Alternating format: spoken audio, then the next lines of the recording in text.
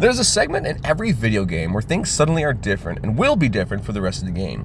It could be as simple as, now I have a hook shot and I can get over there, or finally I can double jump. Some more subtle than others, some are game mechanics. But in Earthbound, the first glimpse of just how obscure its world is comes from the third boss fight. Before this moment, you had to fight neighborhood animals and people. Normal things that you would expect to find in a neighborhood, you know. But then, almost just like from around a familiar corner, there's an 8-foot-tall, psychic-wielding powerhouse ready to kill you with little effort. We all know who I'm talking about. Titanic Ant. Now, at this point of the game, you've had to battle two bosses. One which takes more effort to lose than win, and the other really wasn't a challenge. You were close to a hotel if you needed healed, and the stores to make you battle ready. But now, you're about to face what is described in the player's guide as the first major enemy you'll encounter on this journey. To sink it, you'll have to use both PSI attacks and regular bash attacks. So we better be prepared for this battle. And the best way to prepare for the battle is to know all about the enemy. But also, much like we were introduced to the sharks as an extension of Frank's difficulty, we have to deal with the caves leading up to Titanic Ant, and they are packed with lots of danger. There are 3 types of enemies inside of this cave, and they can be fairly difficult. The easiest enemy you fight will be the attack slug. They always attack in groups, but are very weak. Just take them out one at a time and you'll be fine. You may also find black antoids. Be very careful of these, as they like to pack quite a punch. They also tend to come in groups and can deal up to 13 points in damage in every attack. Take them out quickly. Be careful not to confuse antoids with attack slugs when walking around. Both enemies look like little dots on the ground. The final type of enemy is a rowdy mouse. This enemy has a tendency to smash, often for 13 damage, so be extremely careful. If you find yourself about to run into a group of difficult enemies that you die battling, there's an easy way to change that. Simply walk back and forth through the door you came from to reset the room you're entering. Repeat this until an easier set of enemies appear. Sometimes they just disappear entirely and you can walk through the room unharmed. This is especially useful in tight situations when you have low HP and hamburgers, so use this to your advantage. Now let's talk level. Like previous episodes, I'm going to give you advice based on the bare minimum. I could suggest level 20 to annihilate your enemies, but overgrinding can oftentimes lead to poor gameplay fatigue. With that in mind, I would suggest level 8 or 9 to be a good level. It will still give you a bit of a challenge, but not so much that you will deter you from continuing on. At level 8 or 9, you'll have some good attack and defense power, but you'll also have Rock and Alpha, and that'll be your best friend, as long as you're still able to use it. To get to level 8 or 9, or more, it's up to you, I would suggest the following. Make your way through the entire first portion of the cave. Walk from the right to the left until you reach the rope ladder. Avoid any, if all, enemies if you can. Also, skip the interior cave parts. We'll come back to those later. There's items inside, but we won't need those for the boss fight, and honestly, it's kind of out of your way. Take the ladder and continue to the second rope ladder on the far right, again avoiding enemies and skipping that cave. Finally, heading to the upper left portion of the cave and exit back to fresh air.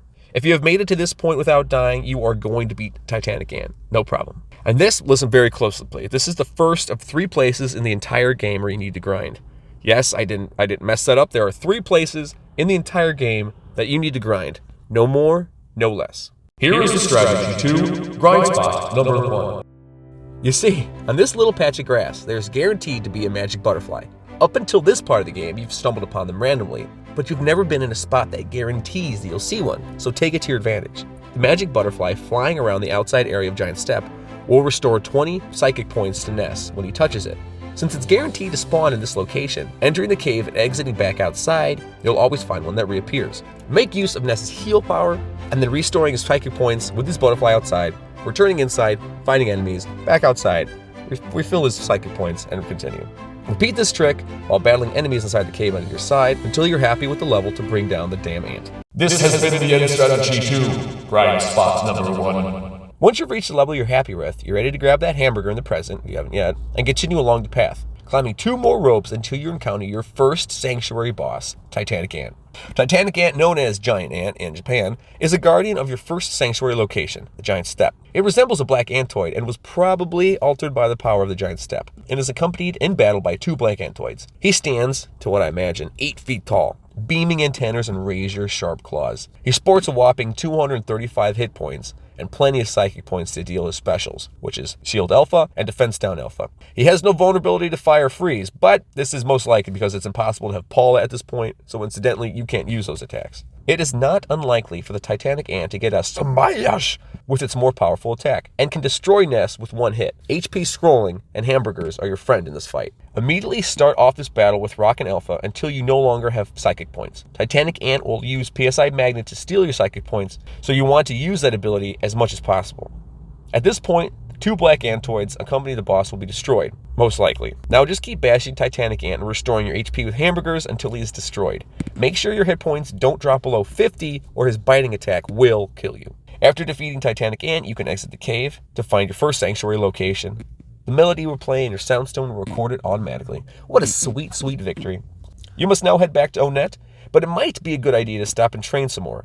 You'll notice that the enemies all run away from you now. So use this to your advantage by attacking them from behind to gain the upper hand. Go for that green squirrel, cuz. This is an effective way to gain a level and decent amount of money before heading on. This is also a great time to raid the caves that we skipped earlier. You'll find a skip sandwich and a cold remedy in those. Well, you've done it, and I'm getting proud of you. I mean, seriously, soon you'll be ready to take on Gygas himself. It's all just happening so fast. We have just one more Onett boss to tackle before it's on to Tucson. Don't get ahead of yourself yet, because the next boss technically has 5 forms. You know who I'm talking about. It's the Onett police force, and I'll see you then. Thanks for sticking around to the end of the video. I'm glad you've watched this far. That must mean you're a huge fan of Earthbound. Well, then do yourself a favor and click on the link on the right, and you'll find more boss videos like this. Or, if you're just in a random Earthbound mood, click on the video on the right, and you'll find another Earthbound title. Enjoy, and later days.